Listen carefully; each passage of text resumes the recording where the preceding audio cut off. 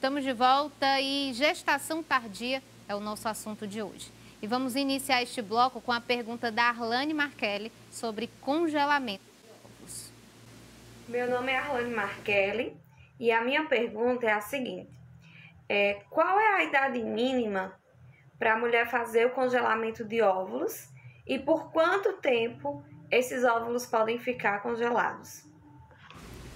É importante a pergunta aí, né? Porque não pode ser para sempre também, né? É, e aí, doutora? Na verdade, pode. Pode? O tempo de... Sério? Sério. Eu pensei, olha... Primeiro qual que... Primeira parte, qual a idade mínima? Na verdade, assim, alguns estudos falam que a partir de 26 anos é o ideal, porque a mulher já tem uma formação fisiológica já toda completa e que ela já pode congelar. Mas, na verdade, não tem esse mínimo. Passou-se da fase adulta, a partir de 18 anos de idade, 20 anos, ela já pode congelar. Não é o recomendado. Recomendado mesmo pela parte financeira também, a partir dos 26 anos de idade. Quanto mais jovem, melhor. Aí vamos para outra pergunta. Pode ir até que idade, né? Desculpa. Isso. Não, é isso mesmo. Até que idade ela pode congelar? A qualquer idade ela pode congelar. Basta ter óvulo. E aí o que a gente sempre tem que lembrar é aquela premissa de que a qualidade do óvulo cai com a idade. Então, quanto mais jovem, melhor. É isso que eu ia perguntar, porque assim, a partir dos 35, como já começa a ter aquela... 40 já deve estar... já não é muito bom. O ideal realmente é até os 35 anos de idade. Mas, claro, você passou disso e você quer fazer, você pode fazer. Então, quer dizer que pode ficar congelado para sempre, então seus óvulos vão ficar aí para futuras gerações? Eternamente. Pode, porque ele é congelado em nitrogênio líquido a menos 196 graus Celsius, né? Então, na verdade, teoricamente, ele fica congelado ad eterno, quanto você quiser. Óbvio que aquela célula vai estar lá, que a gente chama dormindo, né? Ela vai estar lá dormindo, quiescente, ela não vai estar fazendo o processo de divisão celular. Quais são os destinos que uma célula pode tomar? Já que é célula, não é embrião, e aí o descarte de embrião é uma coisa bem mais delicada, mas célula a gente pode ou doar para uma outra mulher, né? Se eu não vou usar, se eu engravidar e eu não for usar aquela célula, aquele óvulo que está congelado, eu posso doar para uma outra mulher, eu posso mandar para pesquisa, e aí eu posso descartar. Fica muito mais fácil, né? A gente descartar uma célula do que um embrião, que são várias células, e aí vem o conceito de vida em cima disso, né?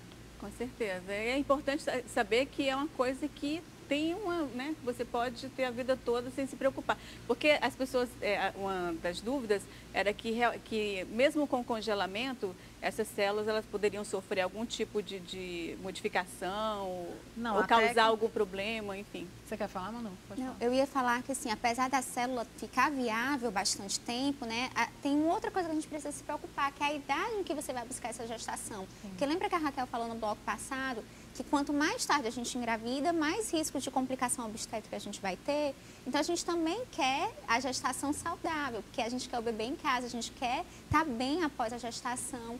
Então, evitar esses extremos, né? Isso. Então, não necessariamente seria a questão do congelamento, porque o óvulo está ali, ele pode ser usado a qualquer momento.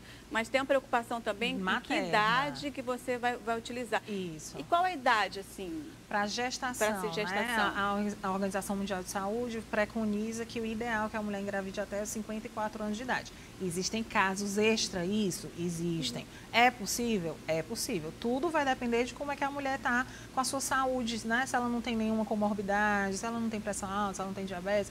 Tem como engravidar mais velha do que isso, mas o ideal, a Organização Mundial de Saúde recomenda até os 54 anos. Existe uma porcentagem, por exemplo, você estava falando que até 35 os óvulos ainda estão ali, na verdade 35 é o limite, né? Mas, por exemplo, a partir disso, cai a porcentagem, por exemplo, a probabilidade dessa mulher conseguir engravidar é 50%, é 30%, é 10%? Cai, como eu lhe disse. Por isso que eu frisei tanto aquela história dos tratamentos, a depender da sua idade. Chances de engravidar aos 30 anos, naturalmente, em torno de 25% a 30%. Aos 35% é em torno de 20%. Aos 37% é em torno de 15%. Isso naturalmente, tá? Sem fazer tratamento. Aos 38, em torno de 10%. Aos 40, em torno de 5% a 10%, forçando a barra se ela tiver uma reserva ovariana alta, coisa que não é a maioria das mulheres, né? Depois de 44 anos de idade, a taxa de engravidar naturalmente é menor do que 1%.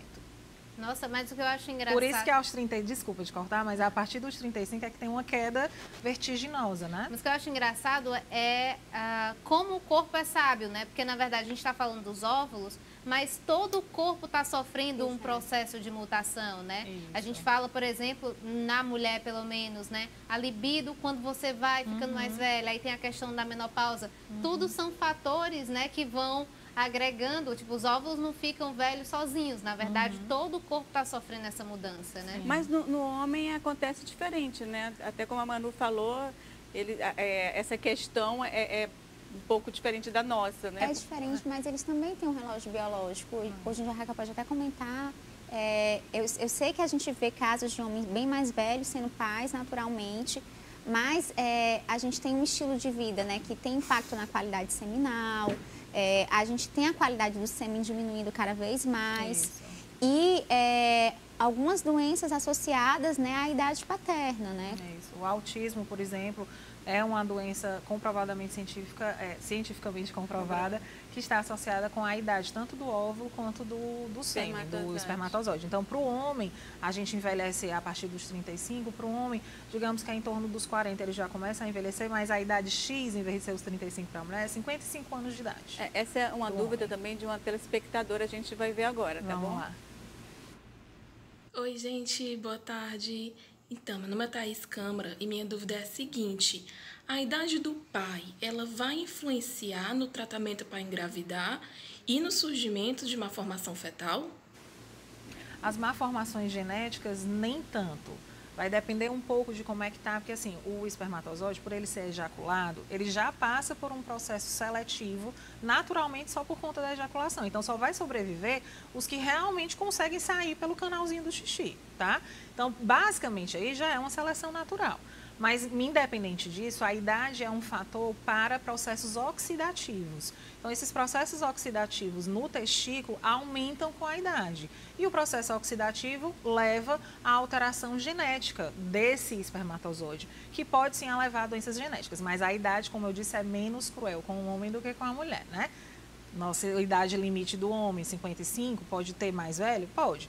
Mas aos 55 é que a gente vê que a queda da qualidade é mais rápida para o homem. A gente precisa também olhar um pouquinho para o homem, né? Porque quando a gente começa a ir para o ginecologista na adolescência, o homem não vai, né? Então, ele não tem um acompanhamento, um cuidado com a sua saúde. E tem um estilo de vida, às vezes, uma alimentação muito errada, o sedentarismo, o álcool, o cigarro, né? A obesidade. Então, tudo isso são fatores que vão afetar a qualidade do sêmen. A gente tem um estilo de vida moderno que ele impacta a qualidade do sêmen. E isso, mais do que a idade, faz sim impacto nas tentativas. E vocês falaram no começo, né? Metade dos fatores, 40%, né, Raquel? É 30%. A gente divide assim, 30% feminino, 30% só masculino, 30% o casal vai ter problema e 10% a gente não vai achar a causa. Então, você vê que é bem equilibrado. É como se fosse metade de um lado, né? Isso. Metade do outro. Então, a gente precisa sempre olhar a infertilidade como uma coisa do casal, né? E também passa pela questão cultural, né? Tipo, minimamente, né, a gente deveria ser um pouco mais estimulada a isso, mas minimamente nós mulheres já sabemos que a gente ao longo da vida vai frequentar a ginecologista ou ginecologista, né? Isso, na verdade, é uma coisa um pouco mais recente, porque eu lembro que até hoje minha mãe tem a maior vergonha de ir no ginecologista. Se for homem, aí que ela morre do coração quando ela vai, né? Mas realmente ainda é existe cultural um pouco desse tabu, mas o homem não tem essa coisa, né? Tanto é que jamais, eu nunca ouvi nenhum homem pensar, eu tenho que tomar cuidado com essa minha alimentação, porque eu tô pensando questão em ter de saúde, filho, né? Mas com a questão da saúde mesmo, o homem sempre, ele sempre mais não relapso, se preocupa. né? Exatamente. Inclusive porque a coisa sempre foi colocada em cima das nossas costas, né? Sim. Até pouco tempo, achava até que a determinação do sexo eram nós, as mulheres, que determinavam. Hoje já sabe que não é bem assim. Não, então, assim, verdade, a responsabilidade era toda em cima de nós. Graças a Deus, agora vamos dividir esse negócio, né? Menina, Sim, me lembrei agora da dividir. notícia recente, né, sobre a história dos gêmeos com DNA de pais diferentes, né? Vocês acompanharam essa notícia? Pois nasceram, se não me engano, não me lembro onde, mas agora, essa semana, os gêmeos nasceram, né? E foi comprovado que eles são filhos de pais diferentes. E isso me lembrou de um livro que eu estou lendo, que é do Yuval Harari, que é uma história da humanidade, uma breve história da humanidade. E aí, tal hora ele fala sobre isso, né, que na pré-história os tribos de Homo sapiens acreditavam que o filho, por que o filho era considerado da comunidade, né? Não era de um casal específico, porque eles acreditavam que, então, quanto mais relações essa mulher tinha com homens diferentes, ela ia conseguir colocar características diferentes naquele filho. E aí, eu lendo isso na semana passada no livro, é quando foi essa semana recente, fizeram essa descoberta científica aí de que os gêmeos tinham DNA de pais diferentes. Já pensou? Mas isso é explicável, né? Se a mulher tiver um evento chamado superovulação, em que ela ovula mais de um óvulo, e aí ela teve relação um dia com um, outro dia com outro, um espermatozoide pode, cada um, fecundar um óvulo diferente. E aí ela ter gêmeos dessa forma. No mundo animal, se eu não me engano, com as gatas isso, acontece é mais frequente. Né? Na raça humana é bem frequente. Super raro isso acontecer. É raro. Mas pode acontecer. É porque eu sei que nos gatos é bem comum isso. Elas conseguem